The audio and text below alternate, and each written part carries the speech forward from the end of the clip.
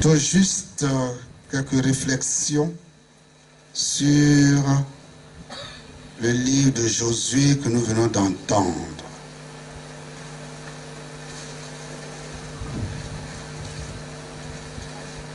Écartez les dieux que vos pères ont servis au-delà de l'Euphrate et en Égypte. Servez le Seigneur. Si vous ne voulez pas servir le vrai Dieu, moi et ma famille, nous servirons le Seigneur. Alors le peuple en cœur dit, nous allons servir le Seigneur. Chers frères et sœurs, servir Dieu, le vrai Dieu, et non les faux dieux. Le peuple de Dieu sort d'Égypte avec en tête les dieux d'Égypte. Et nous qui suivons régulièrement les lectures, nous avons vu qu'il a fait un veau d'or. Il a dit, Israël, voici ton Dieu qui t'a fait sortir d'Égypte. Donc voyez donc, pendant tout le temps que Dieu a marché avec son peuple,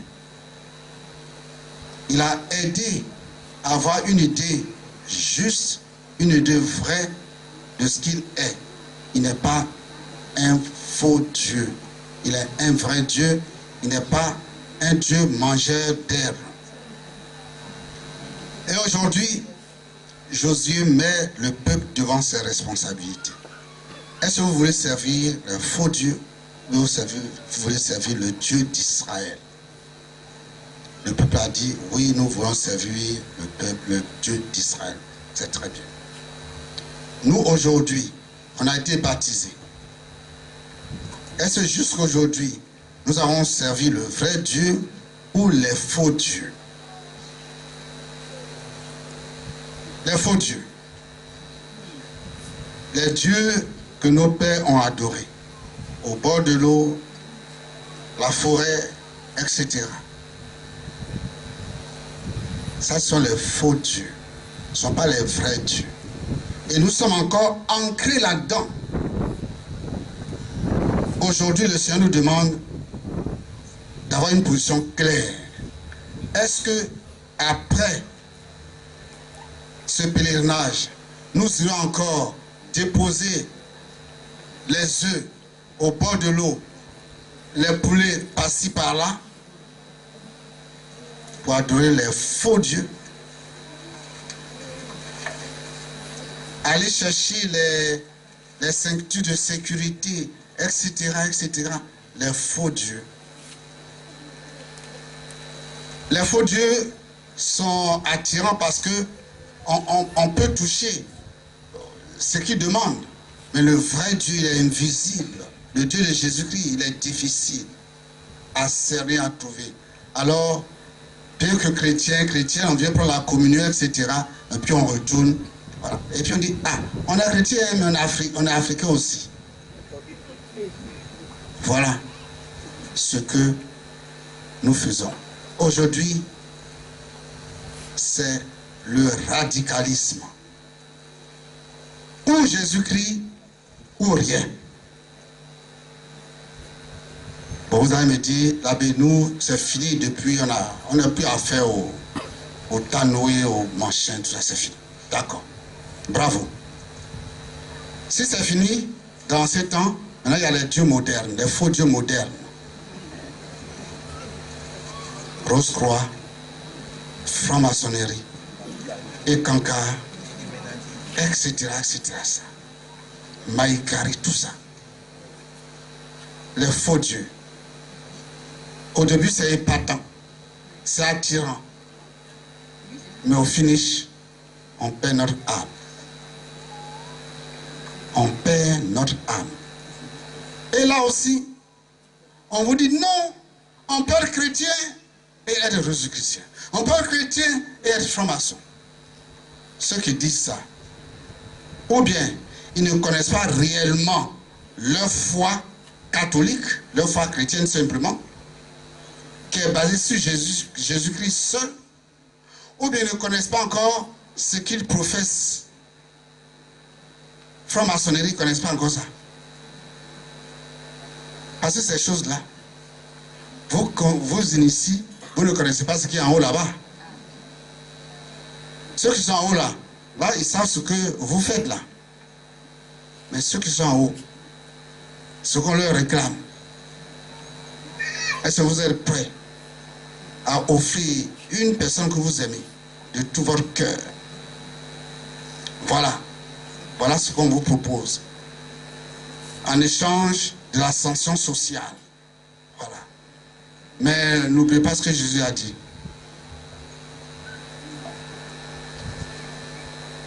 Que sert-il à l'homme de gagner l'univers entier s'il vient à perdre son âme?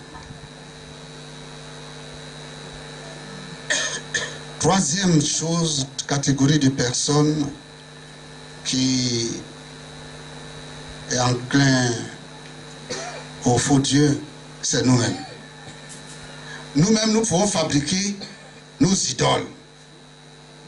Nous pouvons fabriquer nos idoles. Ou bien j'aime tellement ma femme que elle est idolâtrée. Elle est considérée comme une déesse. Ou j'aime tellement mon homme qu'il est comme un Dieu. Donc, ce que je ne peux pas faire pour Jésus, je ferai pour ma femme, ou mes enfants, ou mon homme. Idéaliser une personne, idolâtrer une personne, c'est mettre Jésus-Christ à sa place.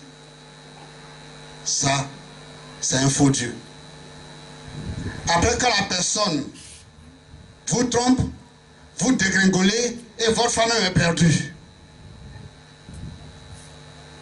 Donc, ne mettez pas, vaut mieux compter sur le Seigneur que de compter sur les hommes. Voilà.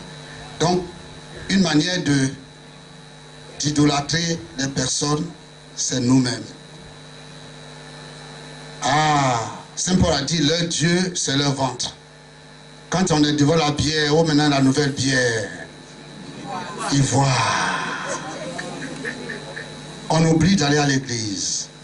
On oublie de faire telle chose. Ou bien nous les jeunes qui aimons le football. Quand on programme à la télévision Chelsea, tout ce qu'on dit à l'église là, non, on n'entend pas. Chelsea.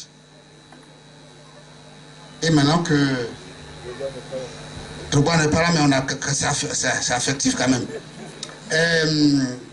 PSG là, maintenant celui qui est parti là. Voilà. Mais PSG, nous sommes PSG.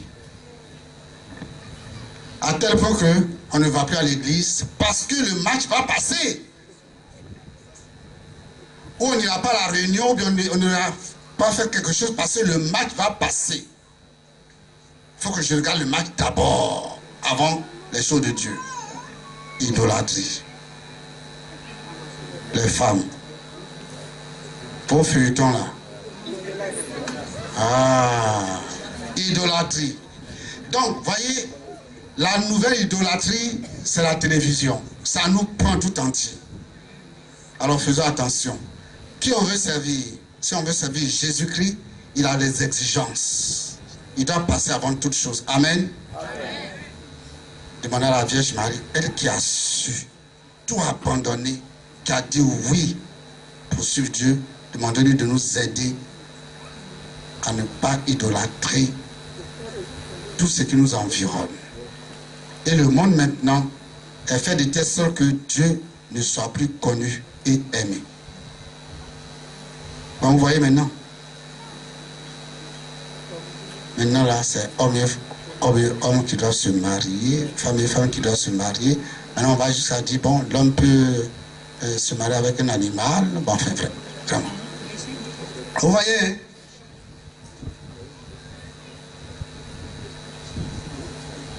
Demandons à la Vierge Marie de nous aider. Pour que nous, au moins, dans Sodome et Gomorrhe, on soit au moins Lot.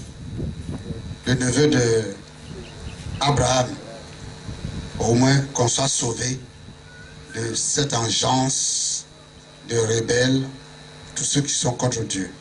Alors, que Dieu nous bénisse et que la Vierge nous protège. Amen.